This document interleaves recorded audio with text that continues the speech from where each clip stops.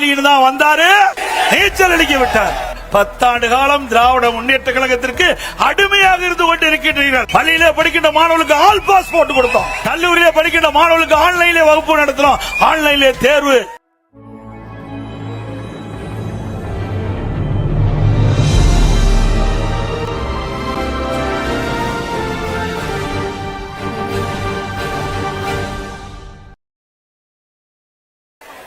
அதிமுக தலைமையிலே அமைக்கப்படுகிற தேசிய ஜனநாயக கூட்டணி கட்சிகள் தலைவர்கள் சுதந்திரமாக இருக்கின்றார்கள்.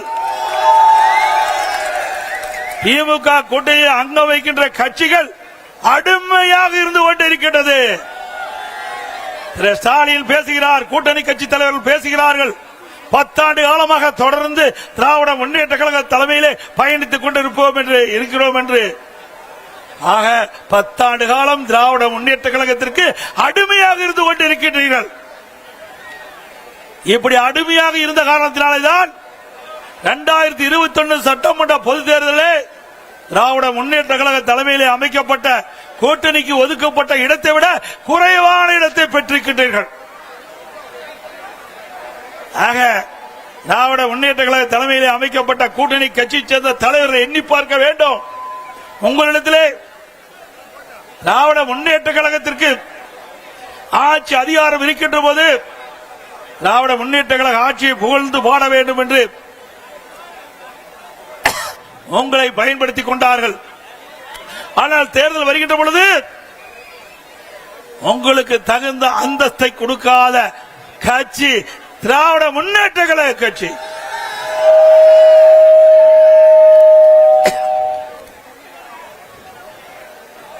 திரு கம்யூனிஸ்ட் கட்சியை சேர்ந்தவர்கள் போராடி பார்த்தார்கள். அவருடைய கட்சியுடைய நிர்வாகிகள் கூட்டத்தை கூட்டி பார்த்தார்கள். எவ்வளவோ முயற்சி செய்தார்கள். ஆனால் கடந்த தேர்தலில் போட்டியிட்ட தொகுதியை விட குறைவான தொகுதியை தான் பெற்றிருக்கிறார்கள். அதே போல திருமாவளவன் விடுதலை சிறுத்தை கட்சிகள், திருமாவளவன் தலைமையில் இருக்கின்ற விடுதலை சிறுத்தை கட்சி எவ்வளவோ போராடி 8 இடங்களில் பெற்றிருக்கிறாங்க. அது ஒரு அங்கீகரிக்கப்பட்ட கட்சியா இருக்குது. அங்கீகாரம் இல்லாத ஒரு கட்சிக்கு அதிக இடம் கொடுத்திருக்கிறாங்க. இதுதான் திமுக. புரிந்து கொள்ளுங்கள். திராவிட முன்னேற்ற கழக தலைமையிலே அமைந்துள்ள கூட்டணிகள் இனியாவது உணர்ந்து கொள்ளுங்கள். உங்களிடத்திலே திராவிட முன்னேற்ற கழக விசுவாசம் கிடையாது. திராவிட முன்னேற்ற கழகத்தை நம்பியவர்கள் நடு ரோட்டிலே விட்டு விடுவார்கள். அனைத்து இந்திய அண்ணா திராவிட முன்னேற்ற கழக தலைமையிலே அமைக்கப்படுகின்ற கூட்டணி கட்சி தலைவர்களுக்கு உரிய மரியாதை கிடைக்கின்ற கட்சி அதிமுக கட்சி.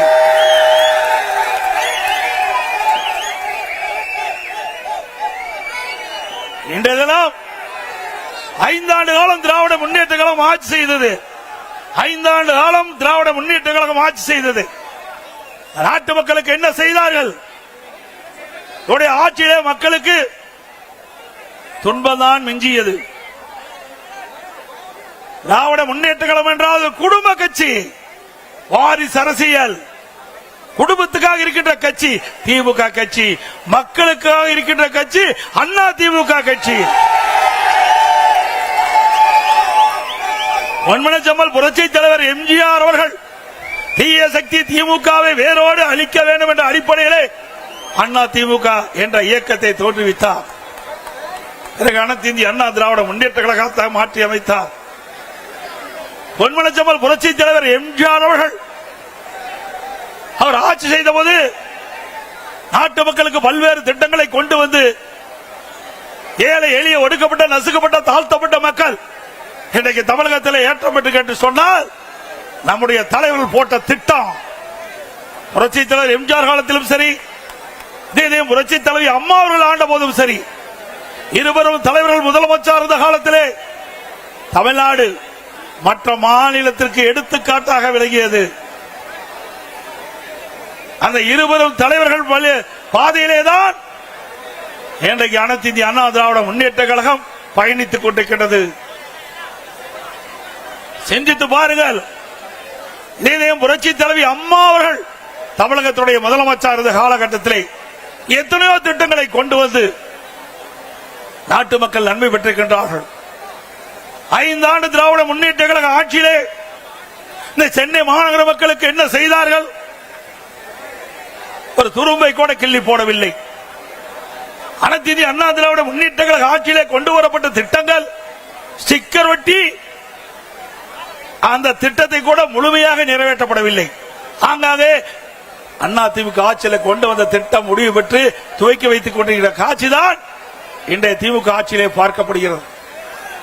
மழைநீர் வடிகால் வசதி அனைத்து இந்திய அண்ணா திராவிட முன்னேற்ற கழகத்திலே மாண்புமிகு புரட்சி தலைவி அம்மா தமிழகத்துடைய முதலமைச்சராக இருந்த பொழுது கொண்டு வரப்பட்ட திட்டம் சுமார் 2400 கிலோமீட்டர் தூரம் வடிகால் வசதி செய்து கொடுக்கப்பட்டது. இன்றைக்கு கனமழையால் சென்னை மாநகர மக்கள் பாதிக்கக்கூடாது, பெய்கின்ற மழைநீர் முழுவதும் வெளியேற்றப்பட வேண்டும் என்ற அடிப்படையில் மழைநீர் வடிகால் பணி மேற்கொள்ளப்பட்டது அனைத்து இந்திய அண்ணா திராவிட முன்னேற்ற கழக ஆட்சியிலே. அதிலே 4 பிரிவாக பிரிக்கப்பட்டது. Phase 1, Phase 2 இரண்டும் அண்ணா திமுக ஆட்சியிலே நிறைவேற்றப்பட்டது. Phase 3, Phase 4 ஆட்சி மாற்றம் திராவிட முன்னேற்ற கழகம் ஆட்சிக்கு வந்தது. இதுவரை முழுமையாக வடிகால் வசதி பணிகள் நிறைவேற்றப்படவில்லை. 2 ஆண்டுக்கு முன்பே இன்றைய முதலமைச்சர் திரு ஸ்டாலின் அவர்களும் தமிழக உள்ளாட்சித்துறை நகர்ப்புற வளர்ச்சித்துறை அமைச்சர் அவர்களும் சென்னை மாநகரத்தில் இருக்கின்ற அமைச்சர் பெருமக்களும் எவ்வளவு மழை பெய்தாலும் ஒரு சொட்டு தண்ணீர் கூட சென்னை மாநகரத்தில் தேங்காது என்று குறிப்பிட்டார்கள். நாம் கொண்டு வந்த திட்டம் மழைநீர் வடிகால் பணி அனைத்து இந்திய அண்ணா திராவிட முன்னேற்ற கழக ஆட்சியில் கொண்டு வரப்பட்ட திட்டம்.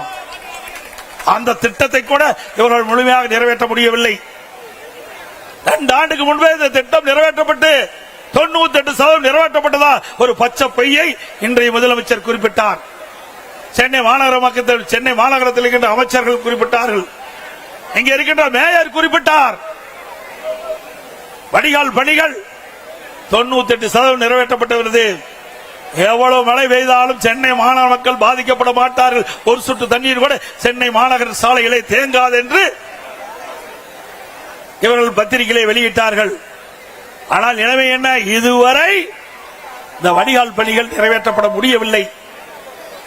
அதோடு அனைத்து இந்திய அண்ணா திராவிட முன்னேற்ற கழக ஆட்சியில் தான் ஒரு பிரம்மாண்டமான திட்டத்தை நாம் கொண்டு வந்தோம். மெட்ரோ ரயில் திட்டம் கட்டம் 2 இந்தியாவிலேயே ஒரே திட்டத்திற்கு 63 கோடி ரூபாய் பெற்ற ஒரே அரசு அனைத்து இந்திய அண்ணா திராவிட முன்னேற்ற கழக அரசாங்கம். இதுவரை இந்தியாவிலே ஒரு திட்டத்திற்கு 63 கோடி ரூபாய் 63,000 கோடி மத்திய அரசு அனுமதி வழங்கியது கிடையாது. அனைத்து இந்திய அண்ணா திராவிட முன்னேற்ற கழகம் ஆட்சி செய்த பொழுது அம்மாவுடைய அரசாங்கம் மத்திய அரசோடு இணக்கமாக அணுகி சென்னை மாநகர மக்களுடைய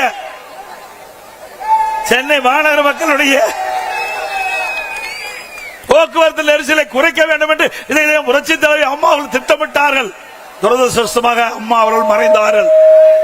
அம்மா கொடுக்கப்பட்ட வாக்குறுதியை நிறைவேற்றுகின்ற விதமாக அம்மா போட்ட திட்டத்தை முழுமையாக நிறைவேற்ற வேண்டும் என்ற அடிப்படையிலே மத்திய அரசோடு தொடர்பு கொண்டு மெட்ரோ ரயில் திட்டம் கட்டம் 2 118 கிலோமீட்டர் அந்த ரயில் பாதை அமைக்கிறதற்கு அனுமதி பெற்று அந்த திட்டத்திற்காக மத்திய அமைச்சர் மரியாதைக்குரிய உள்துறை அமைச்சர் அமித்ஷா அவர்களை நேரடியாக சென்னைக்கு அழைத்து அடிக்கல் நாட்டிய அரசாங்கம் அதிமுக அரசாங்கம். இந்த திட்டம் முழுமையாக நிறைவேறுகின்ற பொழுது சென்னை மாநகர மக்கள் போக்குவரத்து நெரிசல் இல்லாம பயணம் செய்ய முடியும்.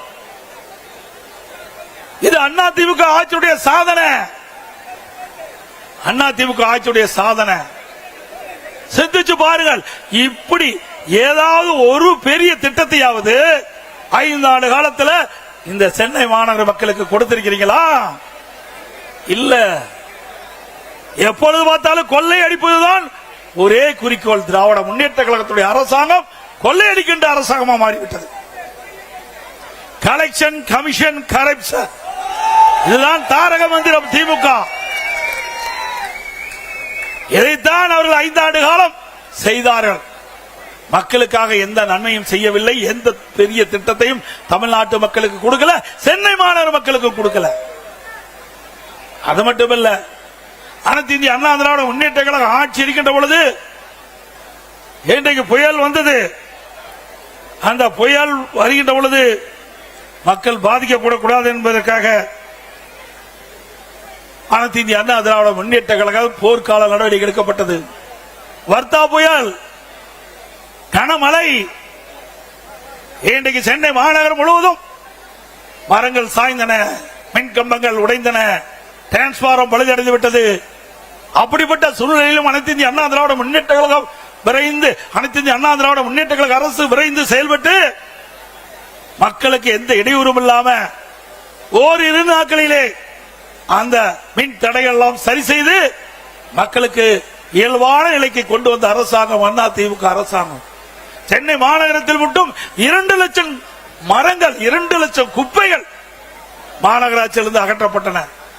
இப்படி மக்களுக்கு பிரச்சனை ஏற்படுகிற போது அந்த பிரச்சனையை தீர்க்கக்கூடிய வல்லமை படைத்த அரசாங்கமா அனைத்து இந்திய அண்ணா திராவிட முன்னேற்ற கழக அரசு விளங்கியது. அண்மையிலே ஓராண்டு என்று நினைக்கின்றேன், ஓராண்டு 2 ஆண்டு இருக்கின்ற நினைக்கின்றேன், சென்னை மாநகரத்தில் வெறும் மழைதான் பொழிந்தது. எல்லா பக்கமும் எல்லா சாலையிலும் தண்ணீர் தேங்கி இருந்தது. அப்பொழுது ஒரு பெண்மணி சாலையிலே நடந்து கொண்டு சென்று கொண்டிருந்த பொழுது அந்த பெண்மணி சொன்னார், ஸ்டாலின் தான் வந்தாரு, ஸ்டாலின் தான் வந்தாரு, நீச்சல் அடிக்க விட்டார். அப்படிப்பட்ட நிலைமைதான் சென்னை மாநகரத்தில் விளங்கிக் கொண்டிருக்கின்றது. இன்றைக்கு ஸ்டாலினுடைய ஆட்சியில குடும்பத்தில் இருக்கின்றவர்கள் அதிகார மையங்கள், 4 அதிகார மையம். ஒன்று முதலமைச்சர் ஸ்டாலின், 2 துணை முதலமைச்சர் உதயநிதி அவர்கள், 3 திரு ஸ்டாலினுடைய மருமகன் சபரீஸ்வரன், 4 திரு ஸ்டாலினுடைய மனைவி மரியாதைக்கு துர்கா அவர்கள். 4 அதிகார மையங்கள் தமிழகத்தை ஆட்டி படைத்துக் கொண்டிருக்கின்றது. இந்த 4 அதிகார மையங்களுக்கும் முடிவு கட்டுகின்ற தேர்தல் வருகின்ற சட்டமன்ற பொது தேர்தல்.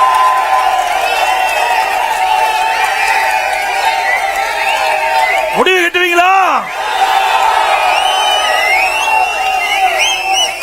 அதே போல கொரோனா காலம் சிந்தித்து பாருங்க, ஒரு கடுமையான சோதனை. இதுவரைக்கும் இந்த நோயை யாரும் பார்த்ததில்ல, உலகமே சம்பித்து போய்விட்டது. கொரோனா வைரஸ் காற்றிலே பரவக்கூடிய ஒரு நோய் உலகம் முழுவதும் பரவி கொண்டிருந்த அந்த காலகட்டத்தில் தமிழகத்திலும் கொரோனா வைரஸ் பரவல் கடுமையாக இருந்தது. அந்த கொரோனா வைரஸ் பரவல் இன்றைக்கு ஒருவரை தாக்கின்ற பொழுது அதனுடைய அறிகுறி என்ன என்று கூட தெரியாத ஒரு காலகட்டம். அந்த காலகட்டத்தில் கூட நம்முடைய மருத்துவர்கள், நம்முடைய அரசாங்கம் திறமையாக செயல்பட்டு அந்த கொரோனா வைரஸ் பரவல் அறிகுறிகளை கண்டுபிடித்து அதற்கு தக்க சிகிச்சை அளித்து விலை மதிக்க முடியாத உயிரை காப்பாற்றிய அரசாங்கம் அண்ணா திமுக அரசாங்கம். உலக அளவிலே நீங்க பார்த்தா கூட தமிழ்நாட்டில் தான் இந்த கொரோனா வைரஸ் பரவல் தடுத்ததிலே முதல் மாநிலம் என்ற பெயரை நாம் பெற்றோம். பாரத பிரதமர் அவர்கள் நான் முதலமைச்சர் இருந்த காலகட்டத்தில் கொரோனா வைரஸ் பரவல் தடுப்பது குறித்து அனைத்து முதலமைச்சருடைய ஆலோசனை கூட்டத்தை காணொலி காட்சி மூலமாக நடத்தினார்கள். அப்பொழுது மாண்புமிகு பிரதமர் அவர்கள் குறிப்பிட்டார், இந்த கொரோனா வைரஸ் பரவலை தடுப்பதிலே முதல் மாநிலம் தமிழ்நாடு, அதை பின்பற்றுங்கள் மற்ற மாநிலம் என்று குறிப்பிட்டார்கள். அந்த அளவுக்கு சிறப்பான ஆட்சி செய்த அரசாங்கம் அண்ணா திமுக அரசாங்கம். அதே காலகட்டம் சென்னை மாநகர மக்கள் மற்றும் பல்வேறு மாநகராட்சியில் இருக்கின்ற மக்கள், நகராட்சியில் இருக்கின்ற மக்கள் வேலை வாய்ப்பு இல்ல, உணவு கிடைக்காத ஒரு சூழ்நிலை. அரசாங்கத்துக்கு தெரிந்தவுடன் அனைத்து இந்திய அண்ணா திராவிட முன்னேற்ற கழக அரசு ஏழை மக்கள் பாதிக்க கூடாது, அவர்களுக்கு 3 வேளையும் சுட சுட உணவு கொடுக்க வேண்டும் என்ற அடிப்படையிலே அனைத்து அம்மா உணவகத்திலும் உணவுகள் தயாரிக்கப்பட்டு சமூக நல கூட்டங்களிலே உணவு தயாரிக்கப்பட்டு ஒரு நாளைக்கு 7 லட்சம் பேர்களுக்கு உணவு வழங்கிய அரசாங்கம் அதிமுக அரசாங்கம். கிட்டத்தட்ட 11 மாதம் விலையில்லாம அம்மா உணவகத்திலே உணவளித்த அரசு அதிமுக அரசு. மாற்றுத்திறனாளிகள், கர்ப்பிணி பெண்கள், முதியோர்கள் அவர்களுக்கெல்லாம் அவர் இல்லத்துக்கே சென்று சுட சுட 3 வேளையும் கொரோனா காலத்திலே உணவு கொடுத்த அரசாங்கம் அதிமுக அரசாங்கம். அதே போல வேலை வாய்ப்பில்ல, ஏழைகள் துன்பப்படக்கூடாது என்பதற்காக ரேஷன் கடையிலே 11 மாத காலம் விலையில்லாம உணவுப் பொருள் கொடுத்த ஒரே அரசாங்கம் அதிமுக அரசாங்கம். அனைத்து இந்திய அண்ணா திராவிட முன்னேற்ற கழக அரசாங்கம் இந்த கொரோனா காலத்தில் 11 மாசம் அரசுக்கு வருவாய் கிடையாது. டாஸ்மாக்ல வருவாய் இல்ல, பத்திரப்பதிவுல வருவாய் இல்ல, ரோட் டாக்ஸ்ல வருவாய் இல்ல, ஜிஎஸ்டி வருவாய் இல்ல, கலால்ல வருவாய் இல்ல.